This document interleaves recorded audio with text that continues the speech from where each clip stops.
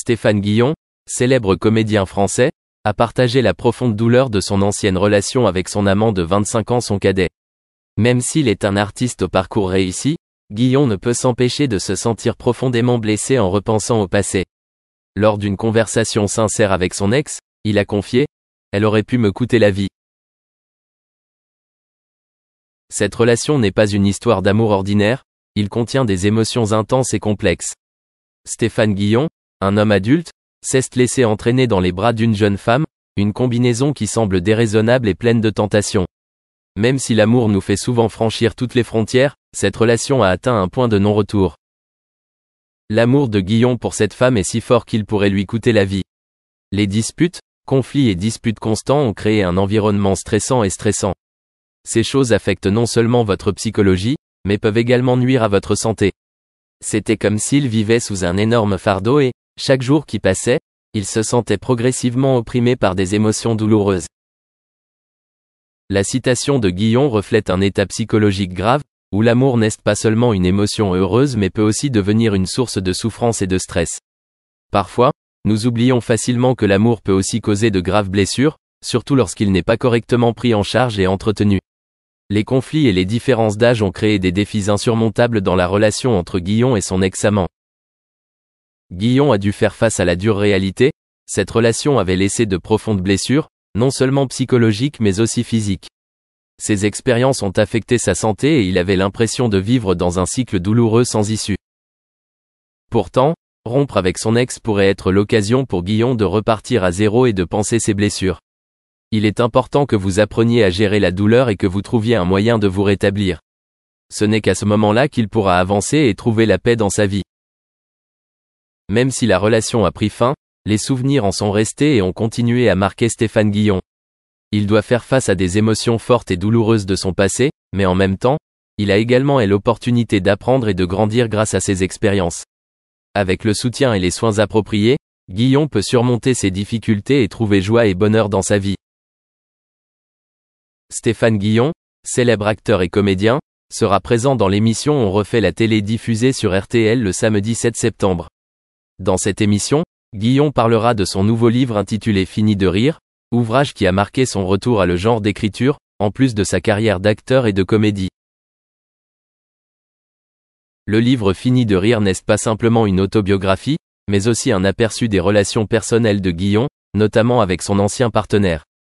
Dans cet ouvrage, Guillon n'hésite cite pas à révéler sa relation amoureuse terminée avec une personne de 25 ans plus jeune que lui, une différence d'âge qui n'est pas minime mais qui a profondément marqué sa vie.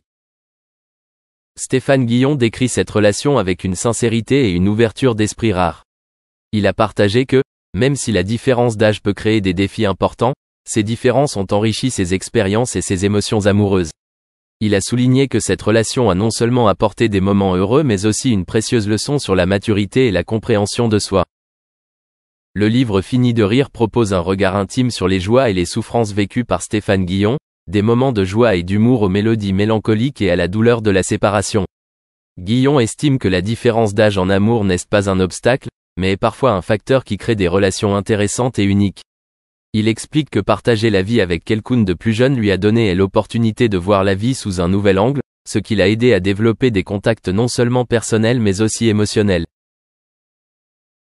L'émission On refait la télé promet d'offrir au public des moments intéressants et touchants, où Stéphane Guillon se confie sur ses expériences personnelles. À travers cette conversation, le public aura l'occasion de mieux comprendre la personnalité et le parcours de Guillon, ainsi que d'explorer les profondeurs du livre Fini de rire qu'il a minutieusement écrit. Ce sera une occasion spéciale pour les fans et les amateurs de comédie de voir et de ressentir davantage l'une des figures marquantes de l'industrie française du divertissement. Lorsque nous sommes influencés, dit-il, nous pouvons accepter l'inacceptable. Cette confession reflète non seulement une profonde compréhension des émotions humaines, mais met également en évidence la douceur dans notre façon de voir les problèmes et les défis de la vie. Lorsque nous sommes confrontés à des difficultés, à des pressions ou à des souffrances, nos émotions et nos pensées sont souvent fortement affectées. Cette condition peut réduire notre capacité à porter des jugements objectifs et nous rendre plus susceptibles d'accepter des choses que nous n'accepterions normalement jamais. Par exemple, une personne dans une période de stress peut facilement compromettre des situations injustes ou déraisonnables, car sur le moment, elle peut avoir l'impression de ne plus avoir la force ou l'esprit de se battre. Guillon souligne que ces mêmes influences peuvent brouiller nos principes et nos valeurs, ce qui nous permet de faire plus facilement des compromis et d'accepter des choses auxquelles nous nous étions peut-être fortement opposés auparavant. Cette acceptation n'est pas toujours une sage décision, mais elle reflète notre ajustement et notre adaptation dans les moments difficiles. En outre, Guillon a également mentionné un autre aspect de la psychologie humaine face aux problèmes. Elle vous dit constamment qu'il n'y a rien de mal chez vous, a-t-il déclaré. Cette affirmation montre que les soins et le soutien des autres peuvent avoir une grande influence sur la façon dont nous nous sentons et traitons nos problèmes. Lorsqu'un être cher, un ami ou une personne importante dans notre vie nous rassure continuellement que tout va bien, cela peut apporter un sentiment de réconfort et de réconfort. Cependant, cela peut aussi nous amener à ignorer ou à ne pas affronter les vrais problèmes qui existent, car nous pouvons être tentés de croire que tout va bien. Cette affirmation peut être un moyen de réduire l'anxiété et les tensions dans la relation, mais elle peut aussi créer un déni de la réalité. De tels mots d'encouragement peuvent apporter un réconfort temporaire, mais s'ils ne sont pas accompagnés d'une véritable reconnaissance et résolution des problèmes, ils peuvent conduire à oublier des aspects importants de notre situation. En bref, le point de vue de Stéphane Guillon sur l'influence et l'acceptation dans la vie reflète la réalité complexe de la façon dont nous faisons face aux difficultés et aux défis. Lorsque nous sommes influencés par nos émotions et notre environnement, nous pouvons facilement accepter des choses qui ne valent pas la peine d'être acceptées. Dans le même temps, l'affirmation de notre entourage selon laquelle il n'y a rien de mal chez nous peut être à la fois réconfortante et constituer un déni de la réalité. Il est important de trouver un équilibre entre accepter le soutien et faire face à la réalité pour de Weberman. La situation a escaladé lorsque Dylan a découvert que Weberman fouillait une fois de plus parmi ses possessions jetées.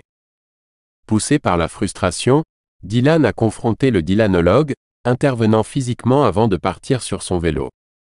Weberman, réfléchissant à l'altercation, a concédé « je le méritais », reconnaissant la limite qu'il avait franchie de manière flagrante. Dans un retournement de situation remarquable, Dylan a écrit son chef-d'œuvre emblématique Like a Rolling Stone sur rien de plus qu'une simple feuille de papier à en-tête de l'hôtel Roger Smith à Washington, district de Columbia. Malgré ses modestes origines, le brouillon, s'étendant sur seulement 4 pages, revendique une histoire riche et illustre de manière remarquable. Dylan s'est séparé plus tard des feuilles originales, les vendant à un ami. Lorsque ces reliques ont été mises aux enchères en 2014, elles ont atteint une somme record étonnante de 2 millions de dollars, un témoignage de l'héritage durable de la chanson. Parmi les célébrités illustres ornant la couverture de l'album emblématique des Beatles, Sgt. Pepper's Lonely Hearts Club Band, la présence de Dylan est incontestable, niché dans le coin supérieur droit. La décision d'inclure Dylan était attribuée à rien de moins que John Lennon lui-même. Bien qu'apparemment un geste d'hommage à un autre musicien, les Beatles avaient une raison supplémentaire d'exprimer leur gratitude envers Bob Dylan. Selon les annales de l'histoire de la musique, Dylan a assumé le rôle d'un joueur de flûte, initiant les Beatles émerveillés dans le monde de la marijuana lors d'une rencontre fatidique en 1964 dans un hôtel de Park Avenue à New York. Ce rendez-vous a non seulement marqué leur première introduction à la substance, mais aussi leur première rencontre avec Dylan lui-même.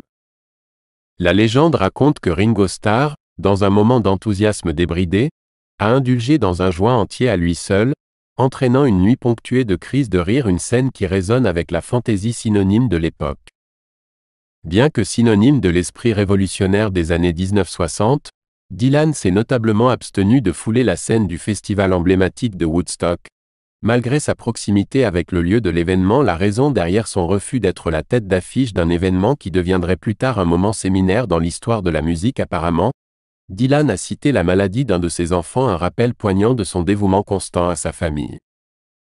Cependant, des murmures d'un motif plus sombre persistaient.